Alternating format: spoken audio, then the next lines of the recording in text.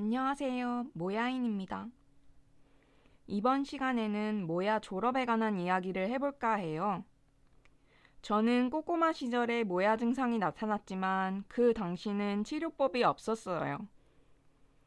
그래서 그냥 지내다가 고등학생 즈음에 다시 증상이 발현되어서 동네 병원을 찾았고 큰 병원에 가보라는 의뢰서를 받아서 대학병원으로 가게 되었습니다.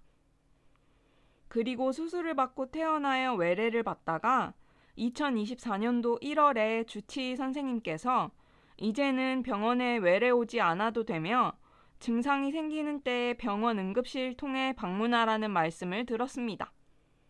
그렇습니다. 드디어 모야 졸업의 시간이 다가온 것이죠.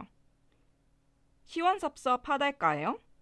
사실 외래 기간이 길긴 했지만 초반에는 혈정약을 복용했었는데 자꾸만 코피가 나서 중단하게 되었고 그 뒤로는 모야와 관련된 약은 섭취하지 않고 지냈습니다. 다행히 큰 사건 없이 무사히 외래를 하다가 그렇게 이제는 병원에 안 와도 된다는 천금 같은 말씀을 듣게 된 거죠. 오히려 환자의 입장에서는 늘 가던 병원 외래를 안 가는 게 불안의 요소일 수도 있습니다. 저도 처음엔 괜히 막연하게 불안하고 그랬거든요. 그런데 모야 졸업에 이르게 된 나의 생활 태도를 되짚어보면 그렇게 예쁘고 아름답게 지냈기에 병원에 안 가도 되는 것이며 의료진의 판단을 존중하고 성실히 따르면 된다는 생각이 들었습니다. 우리는 누구나 죽음을 맞이합니다. 그 시점이 언제냐만이 다를 뿐이지요. 그렇다면 쉼없이 지나가는 이 하루하루가 얼마나 소중한지 아시겠지요? 혈관에 좋다는 건 다 해보고 이것도 먹고 저것도 먹고 그러신 분들이 많을 거예요. 저도 그랬으니까요. 하지만 생활 속 위험 요소들을 다들 깔끔하게 정리하고 계신가요? 어쩔 수 없이 유혹에 넘어가서 밀가루나 면 혹은 빵을 마구 섭취하고 계시진 않은가요? 물론 모야인도 숱한 날들을 그렇게 보냈습니다. 하지만 내 삶이고 나는 일반인과 다르게 모야를 앓고 있잖아요. 그러면 뭐라도 한 가지 이상은 일반인과는 다른 무언가를 실천하고 있어야 하지 않을까요? 이렇게 생각을 확장해 나가다 보면 점점 모야인으로서의 내 삶에 대한 통찰이 생기게 됩니다. 오늘부터라도 다짐하고 결심해 보세요. 모야인은 부쩍 심해져가는 더위에 대처하기 위해 아침 운동을 시작했습니다.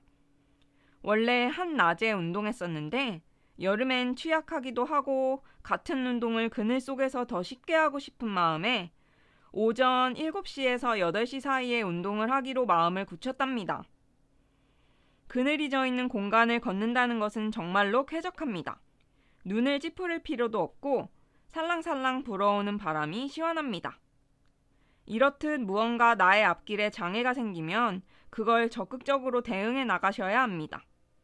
여름이 덥다고 운동을 포기하는 어리석은 행동을 선택하지 맙시다요. 겨울이 춥다고 운동을 포기하는 것도 마찬가지입니다. 자연현상은 우리가 어떻게 바꿀 수 없으니 적응이 필요합니다.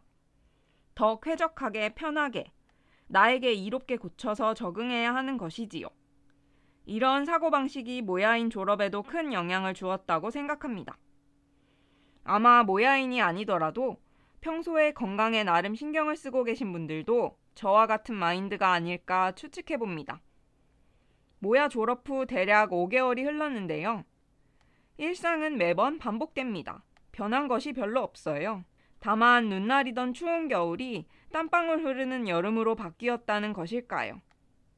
과격한 운동을 삼가해야 하는 우리 모야인에게 적합한 운동은 역시 걷기입니다.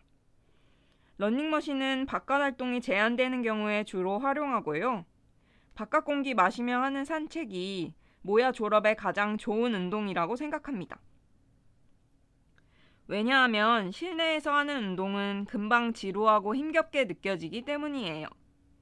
하지만 밖으로 나가면 모든 자극이 새롭습니다.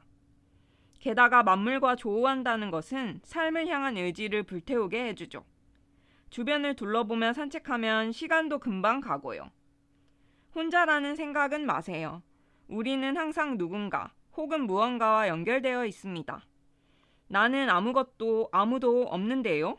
라고 말씀하신다면 제가 이제부터 당신의 연결고리가 되어드릴게요. 일요일마다 유튜브를 통해 만나는 소중한 친구이자 동료로서요. 다음 시간에는 여름 감기에 자주 걸리는 나는 개인가? 하는 질문에 대한 논의를 해볼까 합니다. 여름 감기는 개도 안 걸린다 라고 하는 속담에서 비롯된 사념인데요.